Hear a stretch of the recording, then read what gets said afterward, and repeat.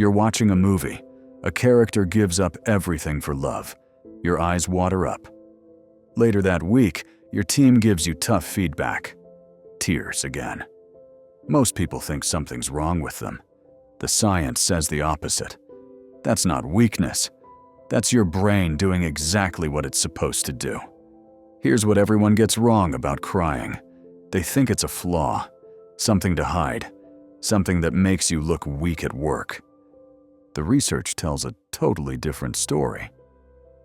Want to know what your tears actually mean?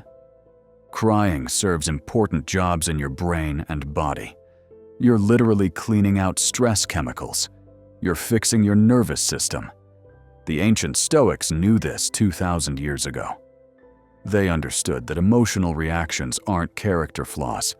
They're normal human processes you can watch and manage. You'll learn why crying a lot actually shows emotional smarts, not weakness. 3 key facts that will completely change how you think about tears and turn them into your secret weapon. What really happens when you cry? Here's what's actually going on when you cry. Your tears aren't just water. They contain stress hormones, toxins, pain-fighting chemicals called endorphins. Research shows emotional crying literally removes stress chemicals from your body. You're not falling apart. You're detoxing. Your nervous system kicks into recovery mode when you cry. Heart rate slows down. Breathing gets deeper. Muscles relax. It's the same system that turns on during sleep or meditation.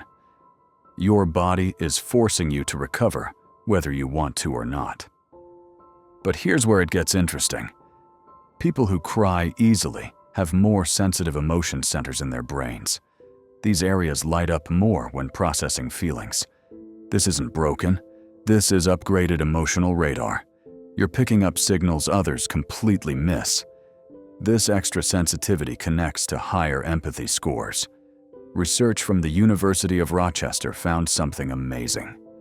People who cry more often score higher on tests that measure reading facial expressions, understanding social cues, predicting how others will react. Marcus Aurelius wrote about accepting natural body functions without shame. He got that fighting your nature creates more pain than accepting it. The emperor who conquered half the world also wrote about accepting when your body needs to process emotion. Here's the Stoic rule that changes everything. Separate what's natural from what you can control. Crying is natural. How you respond to crying, that's what you control. The tears aren't the problem. Your judgment about the tears is where you lose power. When you feel those tears coming, have a choice. Fight them and create internal war, or watch them as data about what matters to you. Seneca called this the discipline of perception. See things as they really are, not as your ego wants them to be. Your tears are telling you something important. They're showing you what you care about most. That harsh feedback hit you because you care about doing great work. That fight with your colleague bothers you because you value the relationship. The tears aren't weakness. They're your internal compass pointing to your deepest values. Most people shut down this information. They push down the tears and lose the data. You end up disconnected from what actually drives you. That's not strength. That's emotional numbness pretending to be professional. But wait, there's something even more powerful about processing emotions completely. Why people who cry are actually stronger. Here's what research shows about people who cry regularly. They have better emotional control long-term, not worse, better. Studies from the University of South Florida tracked people's emotions for 6 months. People who let themselves cry during stress recovered faster. They had more stable moods than those who held back tears. The people who held back, they had emotional rebound. The stress they pushed down came back stronger later. Holding back tears increases stress hormones, keeps your nervous system on high alert. You're basically keeping your body in emergency mode when it needs to rest. That's not toughness. That's chronic stress wearing a tough guy mask. Research shows frequent criers can name emotions more exactly. They don't just feel bad or stressed. They can tell the difference between disappointment, frustration, anger, and sadness. This matters because you can't manage what you can't identify clearly. They bounce back faster from setbacks because they process emotions completely. Think of it like clearing your browser cache. Holding back emotions is like letting the cache build up until your computer slows down. Crying clears the emotional cache and restores speed. But here's the surprising part. Workplace studies show something nobody expects. Criers often become better leaders because of increased empathy. Research from the Center for Creative Leadership found executives who scored higher on emotional processing got better leadership ratings from their teams. Their ability to understand others' emotions led to better decisions and team management. Seneca taught that accepting emotions is step one to mastering them. You can't control what you don't first notice and accept. The Stoic approach isn't emotional shutdown. It's emotional observation without judgment. You feel the sadness, frustration, disappointment. You watch it like a scientist studying data. Then you choose your response based on wisdom, not on avoiding discomfort. Crying becomes emotional inventory. You're checking exactly what affects you and why. That colleague's criticism hit you because you value excellence. That project failure bothers you because you care about your team's success. The tears give you exact information about your values and priorities.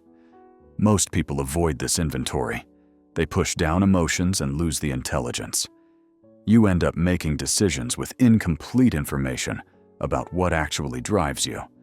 That's not strength. That's flying blind. How emotional processing gives you an edge. Here's where emotional processing becomes your competitive advantage. People who process emotions through crying make better decisions under pressure. Harvard Business School research shows they're less likely to make rushed choices during high-stress situations. The reason is brain science. When you hold back emotions, your thinking brain has to work overtime. It's managing both the holding back and the decision-making, like running too many programs on your computer at once. Performance drops. When you allow emotional processing, your brain power stays available for smart thinking. They build stronger relationships because others trust their emotional honesty. Research on leadership shows people who express appropriate emotion are seen as more trustworthy and competent than those who stay emotionally flat. Your tears signal to others that you care deeply about results and relationships.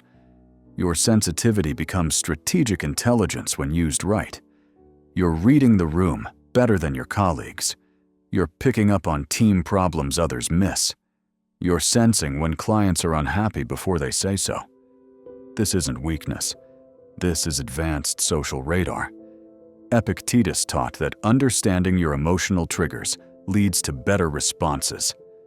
Wisdom comes from knowing yourself completely, including your emotional patterns. When you understand what makes you cry, you understand what motivates you most deeply. Here's the practical application. Use crying as emotional data, not emotional defeat. When those tears start during a tough conversation, ask yourself what they're highlighting. What value is being threatened? What outcome do you care about that's at risk? The tears are pointing you toward what matters most. Your emotional responses become a navigation system. They tell you when you're moving toward or away from what you value. Instead of shutting down this information, you gather it and use it to make better choices. That's not weakness. That's emotional intelligence used strategically. Your next move. Your tears aren't weakness. They're your nervous system's way of staying emotionally healthy and giving you crucial information about what matters most to you. The research backs up what Stoics knew 2,000 years ago. Accepting natural responses leads to better control, not worse. When you stop fighting your emotions and start watching them, you gain access to intelligence most people shut down. Next time you feel tears coming, remember this. You're processing stress better than most people. You're clearing emotional toxins. You're regulating your nervous system. You're gathering data about your deepest values. That's not breaking down. That's strategic emotional processing. Which insight hit you hardest? The brain science, the leadership advantage, or the Stoic approach? Drop a comment and let me know.